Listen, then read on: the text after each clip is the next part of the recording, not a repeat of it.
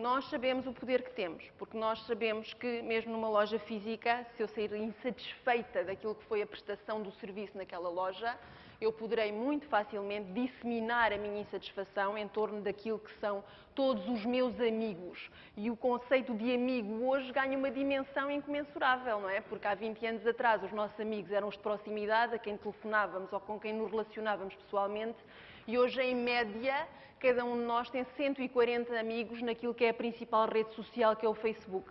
Admitindo que existem ainda muitos de nós que não têm Facebook, muitos dos que estão nesta sala terão 300, 400, 500 amigos que vão verificar, de uma forma quase just in time, o meu nível de satisfação ou insatisfação relativamente àquele produto ou àquele serviço.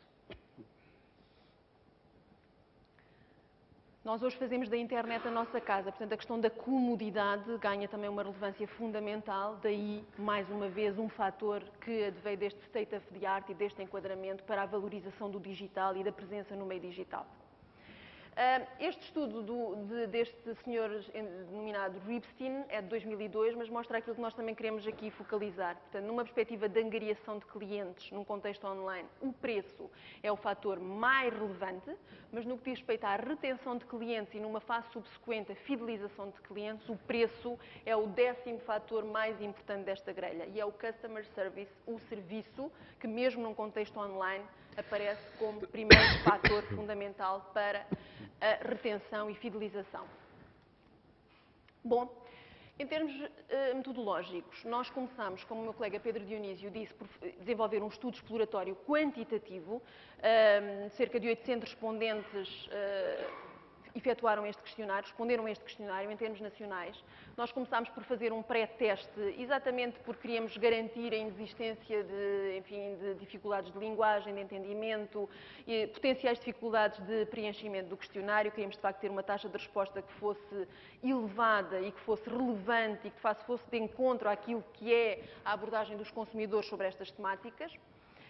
Isso permitiu, de facto, irmos melhor de encontro e garantir uma maior capacidade de extrapolação, digamos assim, destes resultados no que diz respeito a esta primeira fase do estudo.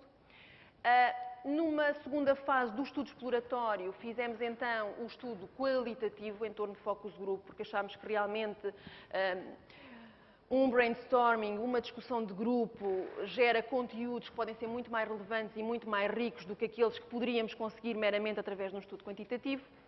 E, finalmente, então, fizemos um estudo quantitativo por macrocategoria, já só junto de compradores habituais. Portanto, no primeiro estudo quantitativo, dirigimos quer a pessoas que apenas procuravam informação online, quer a pessoas que não só procuravam informação, mas que também efetuavam compras. Neste estudo quantitativo subsequente, por macrocategoria, fomos procurar inquirir e perceber o que eram efetivamente os determinantes das compras online e tentar verificar se existiam especificidades em função das macrocategorias que estudámos e que foram 4. Pedro, queres então agora falar sobre o estudo quantitativo? Obrigado, Hélio. Vamos trocar, não é? Vamos trocar. Bem, então, em relação ao estudo exploratório quantitativo, quais são as principais conclusões? Começámos por procurar saber quais eram as ferramentas eletrónicas mais usadas e, portanto, a mais usada, e quando estamos a falar em usada em termos de procura de informação e de compra de produtos e de serviços online. Portanto, primeiro o e-mail, a seguir os SMS, as redes sociais e os sites de notícias. E em termos de frequência de utilização, a frequência também segue esta mesma ordem.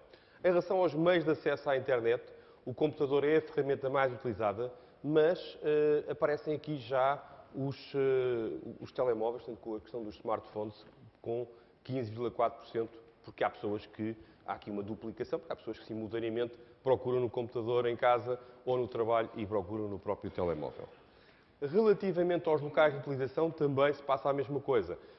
Portanto, em casa, 90%, local de trabalho, 45%, portanto, com uma grande parte também dos inquiridos a fazer busca de informação e procura também de informação e de compra nos dois locais.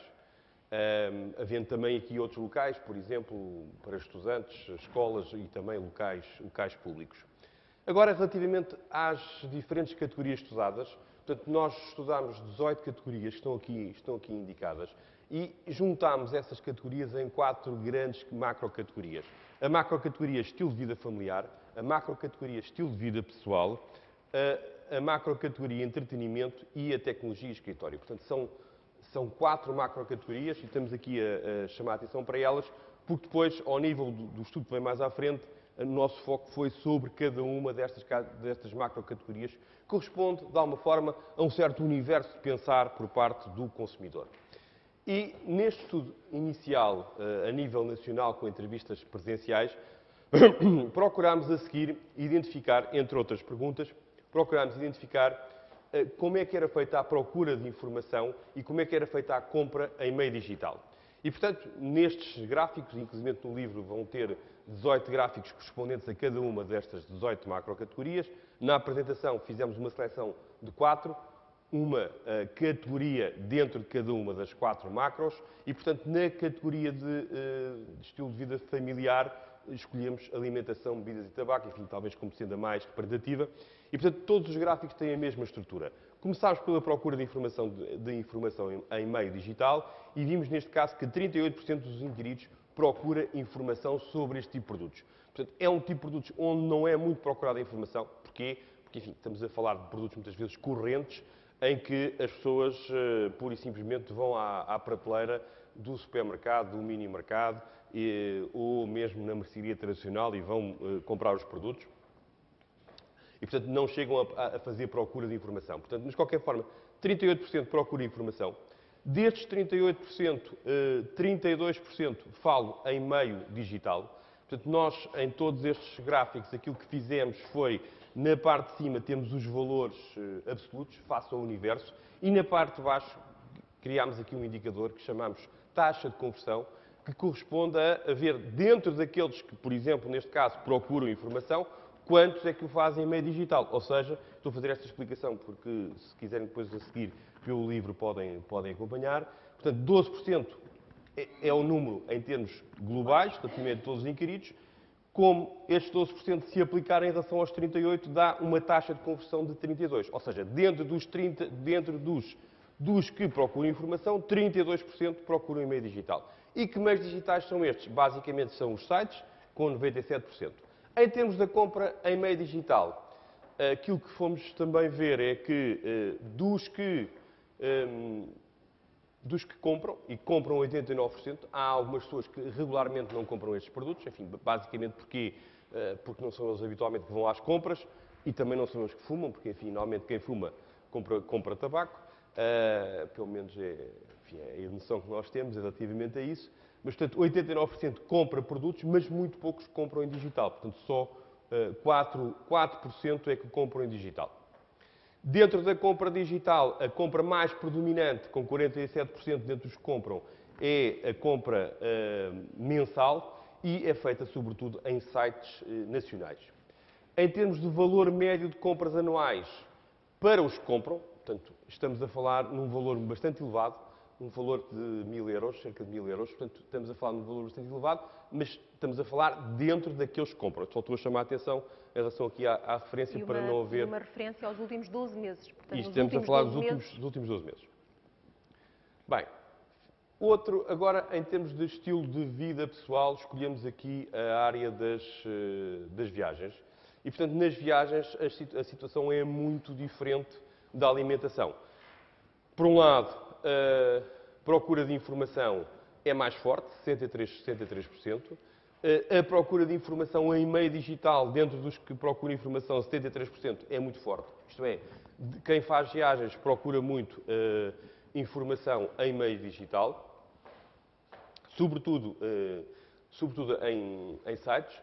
Em termos de compra, 67% compra, portanto, menos do que o alimentar, como é natural, mas destes, 30% faz compras digitais. Portanto, a compra digital aqui nas viagens é muito elevada.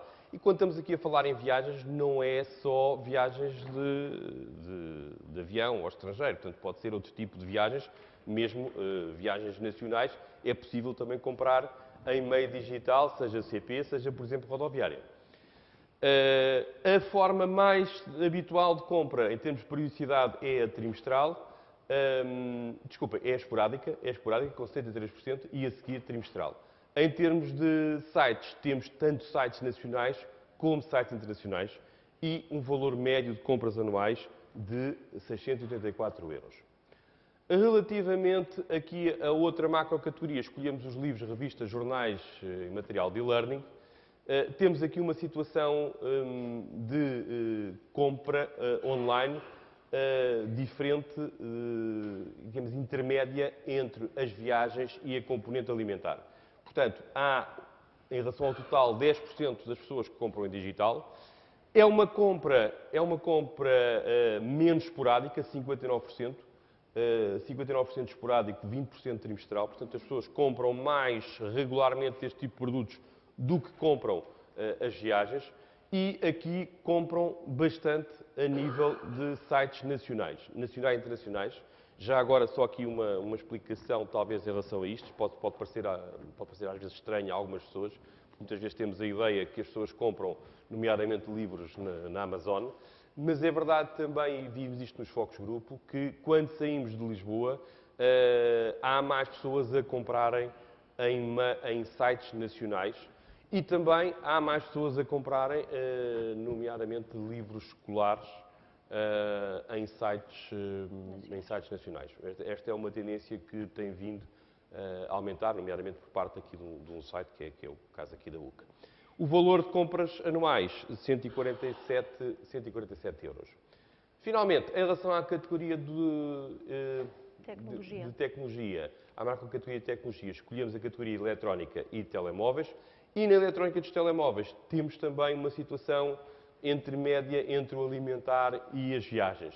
Temos uma situação intermédia com um número de pessoas que compram, 59% compram este tipo de produtos nos últimos 12 meses.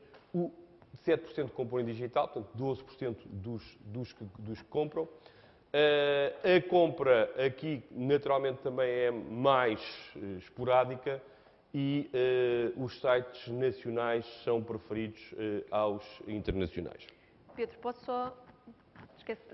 deixaste de explicitar um pequeníssimo pormenor, dizer apenas que a escolha destas 4 microcategorias dentro das macro não foi casuística, não foi ad hoc, portanto a nossa opção teve sobretudo a ver, e poderão ver depois os 18 de forma mais completa, com a relevância da procura de informação num contexto digital, com a forma como isso se transforma em compras online e, por último, um terceiro critério que tem a ver com a compra média. Portanto, nós procurámos aqui enfatizar, no fundo, os tipos de produto em que a compra média tende a ser superior. Já agora, também um ponto, já que a Hélia me acrescentou este ponto, outro ponto tem a ver aqui, neste caso, com a importância dos fóruns e blogs.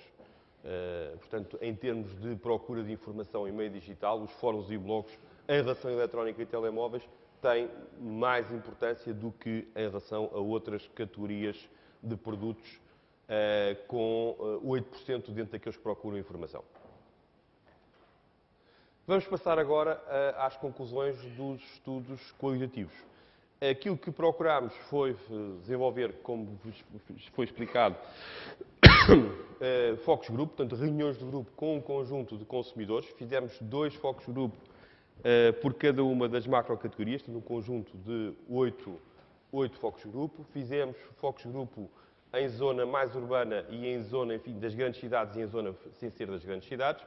E, portanto, nós vamos ter aqui um conjunto de informações que estão estruturadas da mesma forma em relação às 4 macrocategorias. Vamos começar pelo estilo de vida familiar, portanto, vão ver depois a mesma sequência em relação às outras 3 macrocategorias. Começando pela procura de informação em meios digitais, vamos procurar identificar-vos algumas ideias-chave e, inclusive, algumas frases das pessoas que participaram nestes focus group. Porquê é que utilizámos este método? Porque muitas vezes estas frases, eu acho que de alguma forma ilustram o sentir das pessoas e, portanto, tornam mais vivas as conclusões. Portanto, primeira ideia, a tendência para recorrer aqui aos fóruns e blogs tem sido crescente, tanto por parte de jovens como por parte de pessoas mais velhas. Os sites também são aqui uma fonte importante de pesquisa. E, portanto, temos aqui frases como: Se os sites são muito complicados e difíceis de chegar à informação, não vale a pena utilizar. Prefiro um site onde esteja tudo organizado, simples, com as informações todas disponíveis.